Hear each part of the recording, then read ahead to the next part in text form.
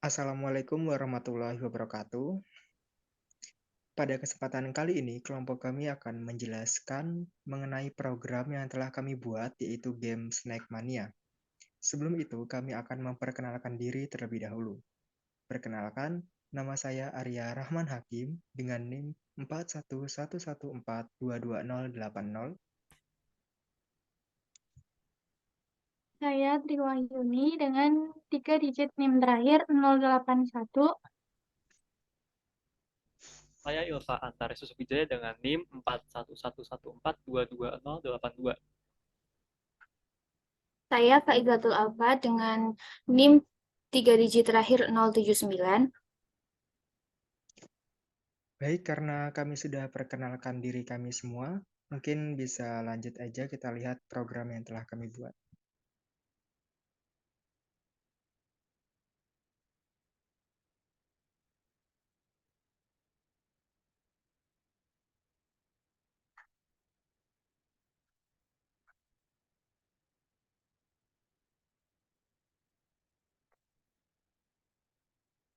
Baik, untuk yang pertama itu ada body.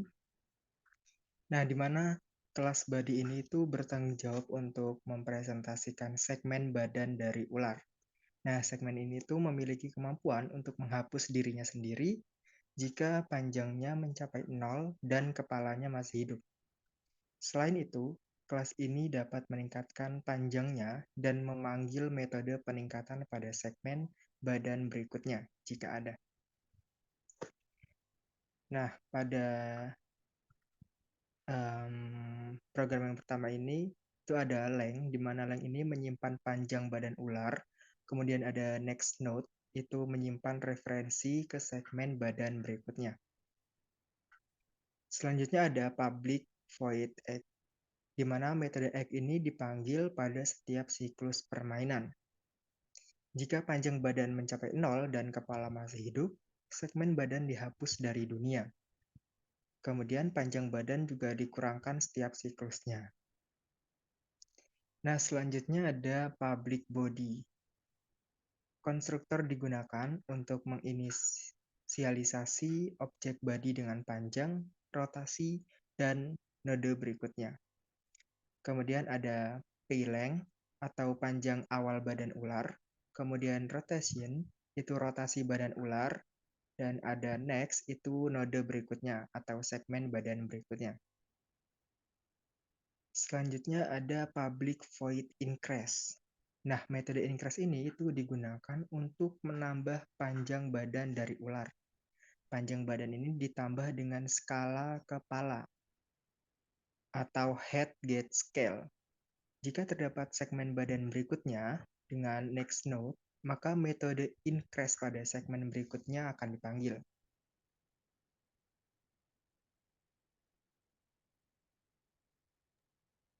Selanjutnya di sini ada kelas food. Kelas food ini bertanggung jawab untuk merepresentasikan makanan yang dimakan oleh si ular. Nah, metodenya itu untuk memastikan bahwa makanan selalu ada pada lokasi dan yang tidak bertumpang tindih dengan segmen badan ular. Nah, lalu di sini ada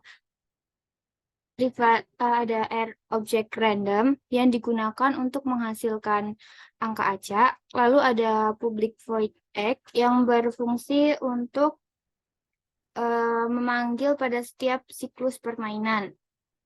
Lalu ada metode check and set new location untuk memeriksa dan menetapkan lokasi baru serta lokasi baru untuk makanan. Lalu ada private void check and set new location. Ini metode yang bertanggung jawab untuk memeriksa dan menetapkan lokasi baru untuk makanan sambil menghindari tumpang tindih dengan tubuh ular. Lalu ada get one intersection, itu untuk ngecek apakah makanan berada di posisi yang tumpang tindih dengan segmen badan ular.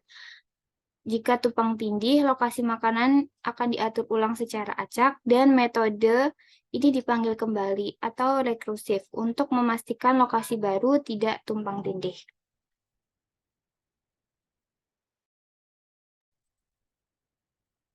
Ya, selanjutnya di bagian static private boolean alive. Nah, di codingan bagian ini, alive itu untuk menyimpan status hidup atau mati dari ular. Lalu, direction itu untuk menyimpan arah pergerakan ular, di mana 0 itu menandakan untuk ke kanan, 1 itu untuk arah bawah, 2 itu untuk ke arah kiri, dan 3 itu untuk ke atas. Lalu di sini ada length, di mana length itu untuk menyimpan panjang ular. Lalu ada scale, di mana fungsinya itu untuk menyimpan skala penambahan panjang ular.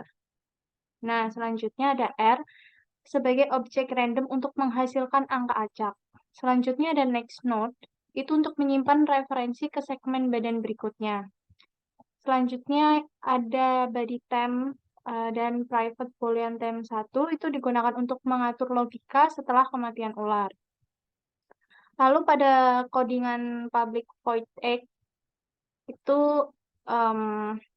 penjelasannya, metode egg dipanggil pada setiap siklus permainan.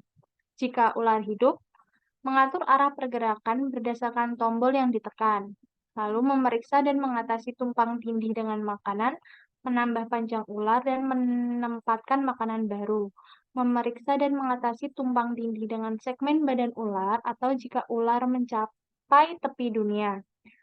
Jika ular mati, menunggu pengguna menekan tombol arah untuk memulai kembali permainan. Lalu pada bagian private void found food, nah ini metode ini dipanggil ketika ular menemukan makanan, menambah panjang ular dan segmen badan baru, serta menghapus makanan yang telah dimakan dan menempatkan makanan baru secara acak di dunia. Lalu pada codingan public boolean is at age, itu metode untuk memeriksa apakah ular berada di tepi dunia. Lalu mengembalikan true jika ular berada di tepi dunia dan false sebaliknya. Lalu pada codingan public void dead, metode ini dipanggil ketika ular mati, menampilkan skor terakhir, menghentikan permainan, dan mengatur status hidup ular menjadi false, serta menghentikan permainan dengan green foot stop. Lalu pada codingan public static in get scale, metode ini untuk mendapatkan skala ular dan status hidup ular. Nah, get scale itu untuk mengembalikan nilai dari variabel scale, sedangkan get alive itu untuk mengembalikan nilai dari variabel alive. Nah, selanjutnya ada public head, itu merupakan konstruktor kelas head yang dijalankan saat objek ular pertama kali diciptakan, serta mengatur status hidup ular menjadi true.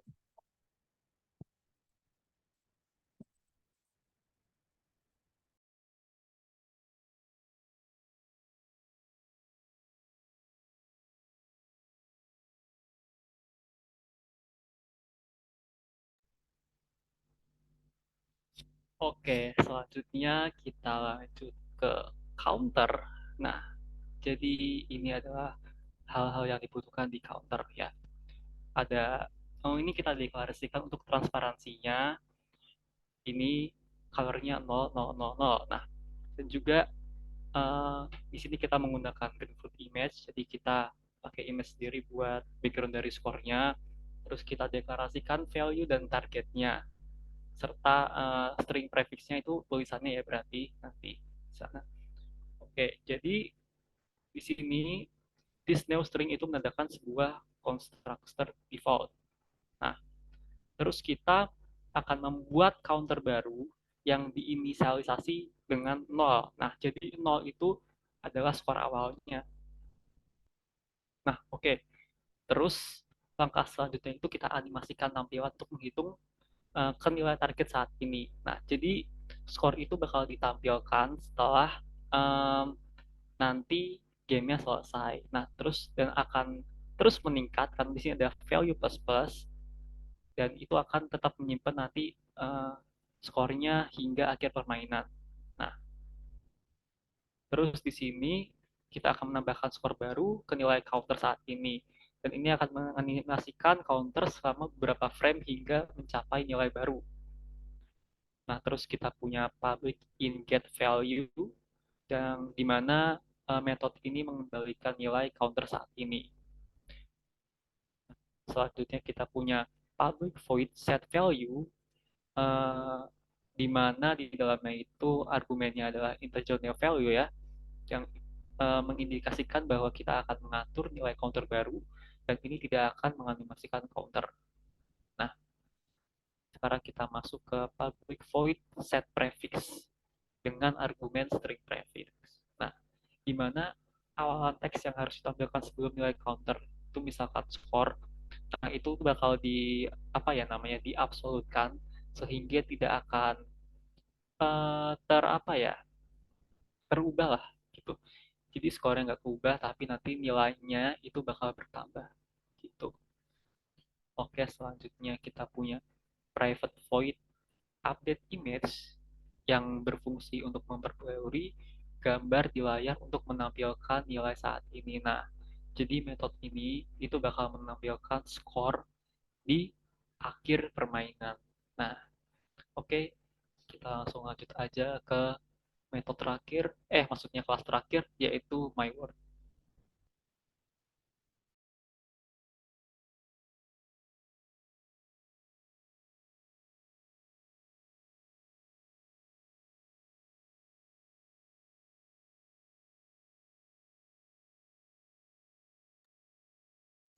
Oke, baik. Selanjutnya yaitu My Word. Nah, pada kelas My Word itu bertanggung jawab untuk menginisialisasi dan mengelola dunia permainan ular, termasuk pengaturan awal dan musik latar. Nah, di sini juga sudah ada white, height, background musik, dan random. Width dan height ini itu adalah konstanta yang menentukan lebar dan tinggi dunia permainan. Kemudian ada background musik, itu adalah objek Greenfoot Sound untuk memainkan musik latar. Selanjutnya ada random, itu adalah objek random yang digunakan untuk menghasilkan angka acak. Selanjutnya ada public my word. Konstruktor memanggil konstruktor kelas induk sub untuk membuat dunia dengan lebar dan tinggi tertentu. Kemudian ada Greenfoot set speed, itu mengatur kecepatan permainan. Lalu ada set paint order, itu menentukan urutan penggambaran aktor-aktor di dunia. Lalu ada background musik, itu diinisialisasi dengan file musik latar, yaitu snack musik. Kemudian ada prepare, itu dipanggil untuk menyiapkan kondisi awal dari permainan. Next itu ada public static integer get my width, di mana metode ini, metode get my width dan get my height, itu digunakan untuk mendapatkan lebar dan tinggi dunia. Next kita ke private void prepare, di mana metode prepare ini membuat dan menambahkan kepala ular ke dunia di tengah-tengah, dan menambahkan objek makanan di lokasi acak dalam dunia. Yang terakhir ada public void start. Metode start dipanggil ketika permainan dimulai dan memainkan musik latar secara berulang. Kemudian ada metode stop, di mana ketika permainan dihentikan dan menghentikan musik layar.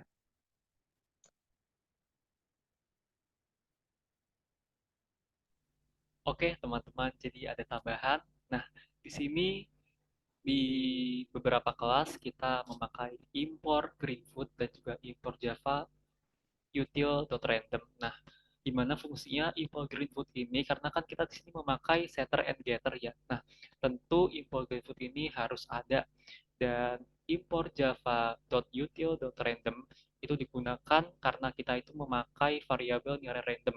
Nah, jadi itu harus ada di beberapa kelas. Contohnya di sini ada my word, di body juga ada, di counter juga harusnya ada. Ya ada, di foot ada juga, dan di head kita juga pakai. Nah, karena kita udah selesai di bagian source code-nya, nah maka kita akan cek keberlangsungan gamenya. Oke.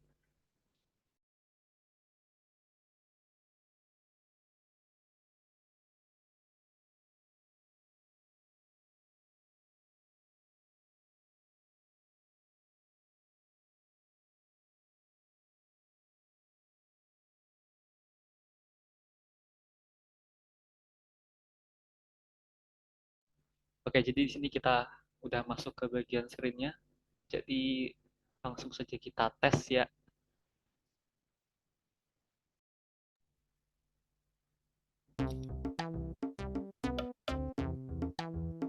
Ularnya udah bergerak dan hijau ini menandakan ularnya teman-teman. Nah, terus merah itu makanannya. Nah, coba kita makan makanannya dan panjangnya akan bertambah. Dan kenapa kita tidak menampilkan skor saat in-game karena takutnya nanti bakal menutup makanannya ya. Jadi kan sini skornya udah bisa kita lihat dari panjang ularnya nih. Nah, terus apa yang terjadi jika dia mati?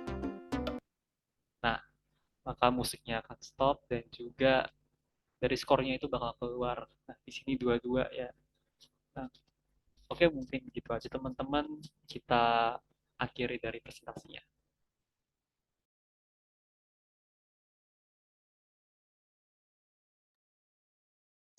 Oke, baik, mungkin itu saja yang dapat kami presentasikan mengenai program kami, yaitu game Snackmania.